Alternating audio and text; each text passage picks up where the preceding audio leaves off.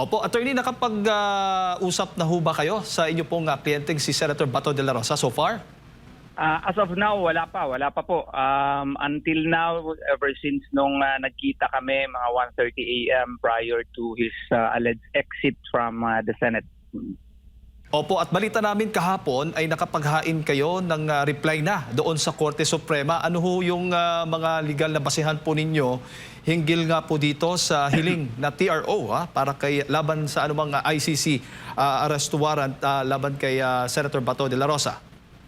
Well, essentially, ang sabi namin, nag-file kami mga 7:20 p.m. Ngayong araw pa sana yung deadline namin, pero we thought it best to file it today para mawala na yun sa isip namin at saka to also give time for the Supreme Court also to really study it, no?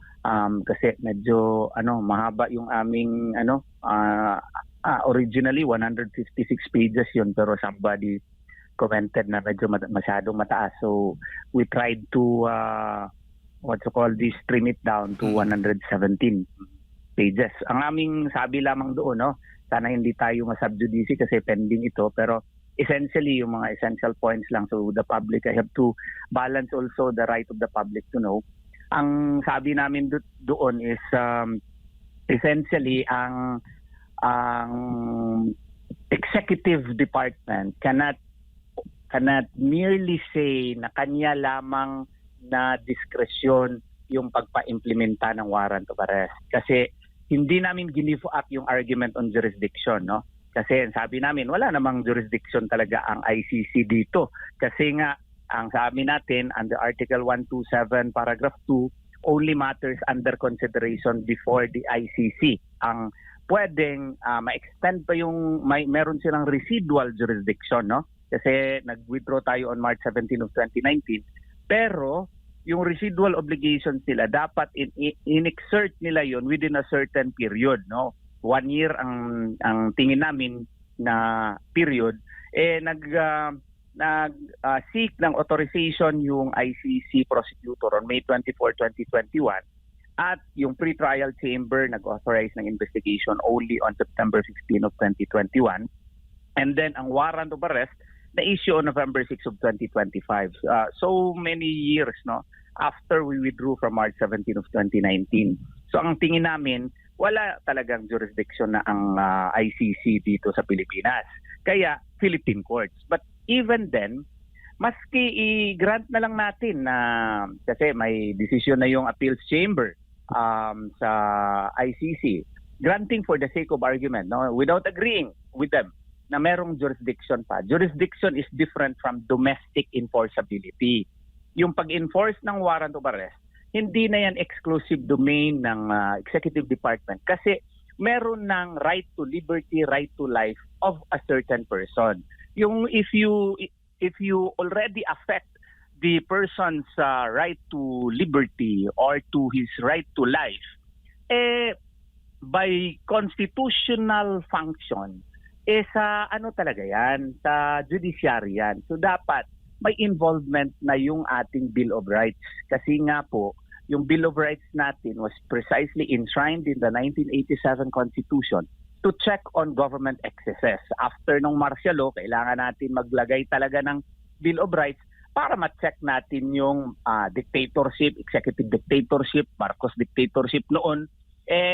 Kaya nga ngayon, since the ICC warrant would touch on the person's liberty kay Senator De La Rosa, dapat ito idaan talaga sa korte natin. It does not, a foreign or international request cannot automatically override the Philippine Bill of Rights. And sa atin naman, yung probable cause for arrest within Philippine territory must still pass through Philippine constitutional processes.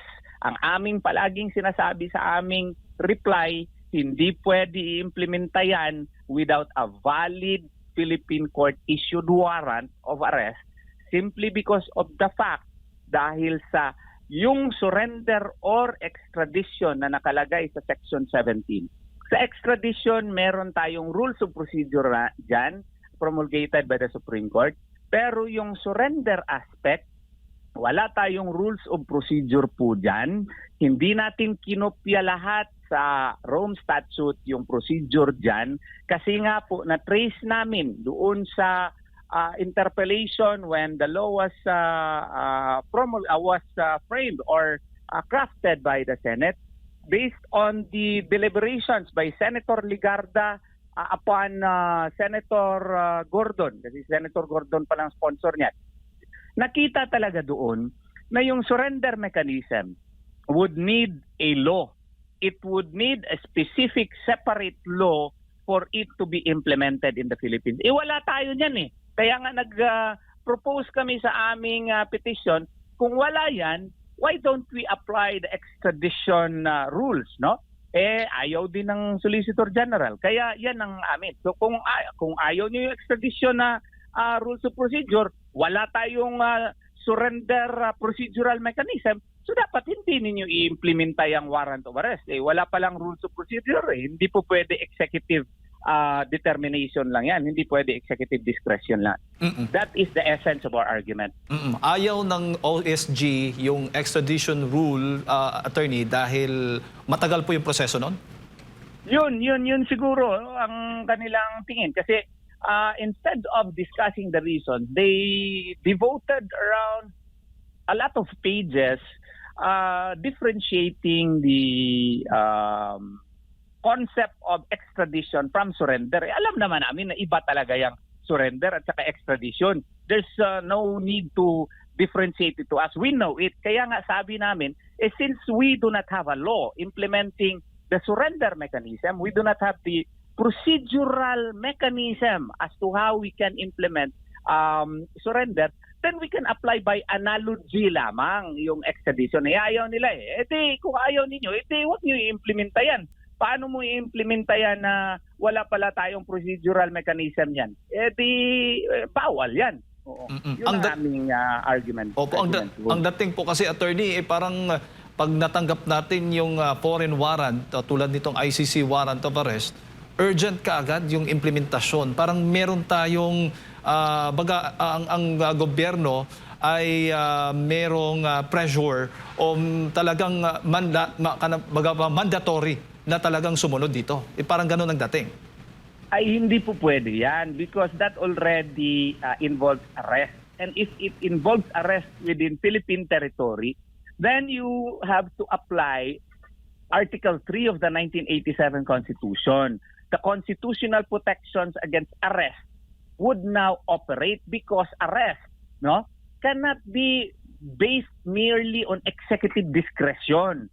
It involves judicial determination. Kaya nga, ang sa amin, pag mag-aresto ka ng tao, hindi po pwede na based on the discretion lang ng executive department na i-honor niya. Yung mga divorce nga, yung mga foreign divorce, palagi kong inuulit, yung mga foreign judgment, kailangan mo pa nga ipa-confirm sa korte under Rule 38 Section the Rule 39 Section 48. Kailangan mo yan ng petition for judicial confirmation. Ito pang warrant of arrest that would involve the liberty of a person. Maling-mali yan. Tsaka gusto ko ring sabihin na yung practice na idaan mo sa korte, customary international law yan. Nandun din sa aming reply. No? Sa customary international, lahat po ng constitutional democracies, ina-apply yan sa aming past pleadings. Ang daming mga examples sa ginamit namin. Gamitan lang natin yung El Masri Nasim case. Yung El Masri Nasim case, sa Italy yun nangyari involving a Libyan. Kasi yung Libyan na national, nandun sa Italy, nadakip siya based on the warrant of arrest by the ICC. Nag-resort siya to Article 59. Hello? Yes, sir. Go ahead, sir. Okay. To resort siya. Anong ginawa ng Italy? Alam mo, in-entertain ng Italy. And it conducted a hearing in the case and it determined whether or not his rights were violated. And the Italian court found out that his rights were really violated. Alam mo ang ginawa sa kanya? Pinakawalan siya at dineport back to Libya. We can also cite another example in Ivory Coast. The Simon Gbagbo case. Simon Gbagbo case also had an ICC warrant of arrest, but the Ivory Coast, the courts there likewise exercised jurisdiction and determined that his rights were violated and insisted on its jurisdiction rather than rather than delivering him to the ICC. Yun ang aming mga ang dami pang mga kaso. Yun ding anak ni ni Libyan leader Gaddafi, no? And other, because that would touch now on the rights of a person. His liberty is now at stake. So kinakailangan talaga yan ng court determination. Hindi po pwede yung executive determination lamang. At dahil nga doon sa inilabas na arrest warrant ang ICC at binansagan pa nga wanted. At ngayon, dahil nga sa pagtatago ni Senator Bato de la Rosa, ang OSG mismo binansagan si Bato na fugitive from justice. Reasonable ho ba itong pagtawag po sa kanya? That's very unfair, no? Kasi klaro naman yan ang the Valyacar Transit case, no? That's the newest Supreme Court decision which defines what is a fugitive. Before a person can be declared as a fugitive, no? There are 6 steps, no, sa aking nabasa before ka ma-declare as fugitive from justice. And it even involves a court determination also. Dito wala namang kaso siya sa Pilipinas eh. Wala naman siyang Philippine recognized warrant of arrest. Kailangan i-recognize muna yan na meron siyang warrant of arrest before he can be technically determined as a fugitive from justice. Lumayo lamang siya sa Senado kasi ayaw na niya, ang speculation ko, ayaw na niya. Nandun ako before before the putukan, kasama kami nakita talaga niya yung hassle sa mga senador doon, yung mga staff dahil sa kanyang presence doon, no? But that does not mean that he is already a fugitive from justice because there is no Philippine recognized warrant of arrest. Kaya hindi po pwede na tawagin siyang fugitive from justice. He is just making himself unavailable. Attorney, bago ko lang ipasa kay partner Admar, sa tingin po ninyo, gaano katagal kaya magdedesisyon ang Korte Suprema patungkol dito sa TRO doon sa arrest warrant laban po kay Senator Bato? Well, as to that, that is really the discretion of the Supreme Court, no? It's really up to them and I do not want to comment on it, no? Kasi kanilang yan, it's within their discretion po. Attorney, may buntag si Admar po ito. Kung idediretso po sa ICC agad itong si Senador Bato, di mawawala po yung sir, yung sinasabing ang ICC ang court of last resort, court of last resort at mawawala din yung issue ng o yung principle of complementarity kung saan sinabi nga ni late Senator Miriam Defensor Santiago, sabi niya rito, quote and quote, it acts only in exceptional cases where a court has failed to bring justice because that court is unwilling or unable to investigate and prosecute those who have the highest responsibility for the most serious crimes of concern to the international community. Hindi pa nga natin alam, may naisang pa bang kaso dito? Wala din tayong narinig na reaksyon na mismo ng Korte Suprema na sinasabing hindi namin kaya yung elitis, diretso na yan sa ICC, attorney. Isa yan din. Kasi na-discuss din namin doon na, di ba nagpadala na yung CIDG ng subpoena? Pero binawi. Kasi that goes into the investigation daw of the AJK killings. Then, pwede nating ma-argue, and we in fact argued, na yung pagpadala ng subpoena, even if binawi, we already exercised now our jurisdiction on the matter. No, it may be argued, it can be argued now in the ICC, na since the Philippine National Police has taken cognizance of the case, then ICC must respect the principle of complementarity. Kasi nga, noon, wala namang talagang kaso na final dito sa Pilipinas. Totoo yan. Pero ngayon, meron ng investigation na ginagawa. So, it can be argued that based on the principle of complementarity, that the Philippines is now exercising jurisdiction on the AJK. Maganda rin yan kasi kung merong kaso dito sa Pilipinas, I'm very sure haharapin namin yan ni Senator Bato de la Rosa. No? We will file counter affidavits. we will answer it basta dito sa Pilipinas. Kasi mga Pilipino tayo, may batas tayo, working yung ating Philippine judiciary, healthy yung ating prosecutorial system. Bakit pa tayo doon sa malayo masyado na bansa na hindi na nga tayo miyembro doon? So kailangan i-follow natin yung principle of complementarity. Since we are now exercising jurisdiction, then ICC should take a hands-off approach on the case. Opo. Maging yan po ba, attorney, yung masyadong matagal bago nagkaroon ng investigasyon ukol dito? Halimbawa, kung talagang iuusad po ng ating mga law enforcer yung pag-iimbestiga dito sa sinasabing EJK dito kay Senador Bato, maaari ba itong questionin din sa korte po? Kasi doon sa ICC warrant, way back noong siya pa ay Chief of Police ng Davao City, iniuugnay yung kanyang kaso. Well, that's one of the grounds, pero as a general rule kasi, pag crimes against humanity,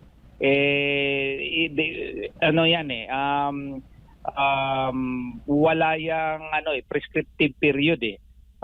So baka yan ang sasabihin nila na argument din. Pero of course, if we will we will handle the case, that's one of the reasons also that we will cite. But we should take note that under both international law and domestic Philippine law, crimes against humanity, war crimes do not prescribe. And this means that perpetrators can be investigated, prosecuted, and punished at any time, regardless of when the crimes were committed. And this is actually an additional argument on our side, no? Kasi nga po, the Philippines can always exercise jurisdiction insofar as EJK is concerned, simply because of the fact that these crimes, no, these crimes against war crimes, genocide, crimes against humanity, does not prescribe. Meaning, maski kailan pa ito na gawa o ilang taon na ang lumipas, hindi yan siya magpe-prescribe kung mag-fall talaga siya under crimes against humanity at hindi doon sa mga individual crimes concerned. No? Ang problema yan kung magpitsi-pitsi sila ng imbestiga, yung murder, like for example, kung murder lang, it will prescribe. But if you will lump that together into a widespread attack against a class of persons, such that it will now fall into the definition of crimes against humanity, then it will become imprescriptible, as it is in fact imprescriptible. So, additional reason niya natin na, ituloy niyo yung investigation dito sa Pilipinas. Kasi nga po, imprescriptible naman yan, harapin namin dito sa Pilipinas. Yun ang additional argument natin. Opo, attorney, paghahambing lang po kasi kayo din po yung naging abogado doon sa nangyaring Maguindanao Massacre po. Sinasabi kasi nila na hindi gumagana yung ating justice system. Tapos parang mas marami pa ata yung biktima na involved dito sa Maguindanao Massacre kumpara doon sa sinasabi nila doon sa ICC po, attorney. Pero nakayanan, kahit na umabot ata ng mahigit isang dekada ba yung pagdinig or trial po dito, attorney? Yes. I was involved in the Maguindanao Massacre kasi nga po, naging involved ako dun sa state witness, no? Naging state witness sa Maguindanao Massacre, and then later doon lang ako as private counsel ni Congressman Toto Mangudadato, no? Ang aking nakita doon Maguindanao Massacre ngayon the trial may have been a bit long, pero nagkaroon ng hustisya. The accused were given the chance to prove their defenses in court. They were able to cross-examine all the witnesses, but the judge found out that they were really guilty as the evidence against them were overwhelming. So, and the requirement of proof beyond reasonable doubt was reached. So, nagkaroon ng hustisya. At ngayon, pending yung kanilang mga apelasyon, ang ibang incidents nandun sa Court of Appeals, ang iba nandun sa Supreme Court.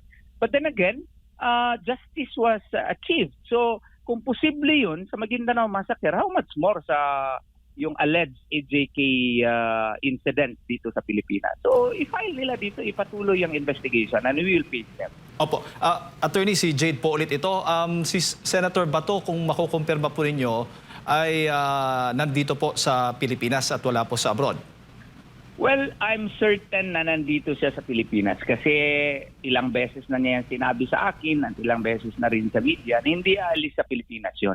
Dito lang yun siya. He is making himself unavailable simply because of the fact na nung May 11, nakita naman natin yung intention talaga ng NBI na dakpin talaga siya. Pumasok pa nga sa Senado in the morning binugbog pa nga yung mga empleyado ng mga Senate employees Anong ibig sabihin nun? They really had the intention to arrest Senator Bato de la Rosa even if the warrant of arrest had not yet been confirmed before Philippine courts, even if they did not secure a Philippine-issued warrant of arrest. That already involves deprivation of liberty, and if it involves deprivation of liberty, it is the function of the judiciary to know whether or not due process was observed, because under the 1987 Constitution, no person shall be deprived of life, liberty, or property without due process of law. So, kaya, he is making himself unavailable. Sino bang gusto na dakpin ka lang kaagad, hindi ka bigyan ng day in court, dadalhin ka sa Netherlands? Ito i-emphasize ko rin ang sabi kasi he was given due process in the ICC and ICC will give him due process there. Hindi po pwede yun kasi nga po yung ICC follows the inquisitorial approach in the justice system. Anong ibig sabihin yan? Yung parang preliminary investigation nila doon, secret, wala kang chance to defend yourself. You are not even given the chance to file your own counter affidavit. You do not even know that there is already an investigation against you until the warrant of arrest is even a secret. It is what you call this? It is under seal. Mm-hmm. So how can you say that there was due process? Ang due process mangyayari after na madakip ka Parang si Tatay Digong. Kawawa si Tatay Digong dun. Mm-hmm. Halos nga pagpirma ng kanyang signature, hindi na nga masyado klaro.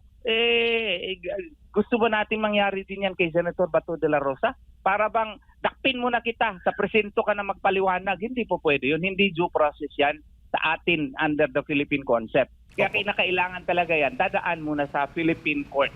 Opo. Attorney, nag-convene na po yung Senate Impeachment Court. Ngayon, absent po si Senator Bato de la Rosa. Gaano ho ba kalaki ang papel niya kung sakali man dyan po sa Senate Impeachment Court? Well, kung kinakailangan, I think he will consider appearing. No? Pero as of now, siguro sa tingin niya, nagmamasid naman yan sigurado ako sa TV, no? Kung anong nangyayari sa impeachment court. And I'm very sure he is monitoring. So, pag yung kanyang importansya doon, during the voting, if there is a felt need for him to be there, baka i-consideran niya yan. Pero ang sa akin lang is, I hope the public will understand na he is making himself unavailable now, wala siya sa Senado, kasi existing and present yung threat, active yung threat of arrest sa kanya na pwede siyang dalahin kaagad sa Netherlands. Ang gusto lamang niya, idaan sa Philippine courts yung proseso. So, Filipino naman siya, he is covered and protected by the 1987 Constitution. Ang request niya, let him avail of his rights under the 1987 Constitution. Let there be a Philippine-issued warrant of arrest. Opo. Kung absent, kung wala po siya, hindi naman ganoon kalaki yung epekto sa magiging boto kung sakali mang conviction o acquittal sa kaso po ng impeachment case ni VP Sara. As of the present, kasi kailangan nila ng 16 votes as of the present, may 12 tayo, 11 lang sila. So baka sa tingin ni Senator Bato, baka hindi pa primordial need ang kanyang presence sa Senado. Opo. Pero pwede ho bang via Zoom, video setup na conferencing po yung gagamitin ni Senator Bato dyan po sa Senate Impeachment Court, Attorney? Maaari ho ba yun? If there will be a resolution that will be passed by the Senate and the Senate will approve it, it's just a procedural mechanism to ensure all senators can vote, that is a possibility. We never know. Opo, huli na lang. Ngayon na nag-convene na nga yung Senate Impeachment Court, may kapangyarihan ho ba silang magbasura ng kaso dito kay Vice President Sara Duterte? It is a legal possibility. It is a legal possibility. If one will file a motion to strike out the impeachment complaint, that is a legal possibility, but I do not want to impose my opinion upon our good senators. Opo. Attorney, siguro huling mensahe po ninyo para sa lahat ng ating mga kababayan, lalo na yung mga taga-suporta po ni Senator Bato de la Rosa. Sa mga hindi nagasuporta kay Senator Bato de la Rosa, ito lang po ang masasabi ko sa inyo. No? Sana hindi po mangyayari na meron ding foreign warrant of arrest po na ma-issue po sa inyo. Kasi nga po, doon nyo na lang makita ang kahalagahan ng mga opinion po ni Attorney Israelito Torion.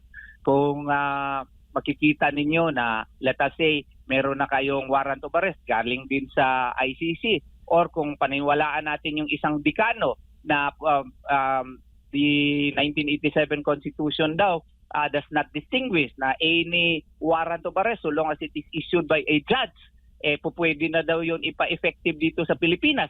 What if merong warrant of arrest galing sa China against these persons at i-implement yung warrant of arrest galing sa China or from Timbuktu or from Mali or from Africa? May warrant of arrest, idiretso na lang i-implementa dito sa Pilipinas. Gusto ba natin yon? Of course, hindi.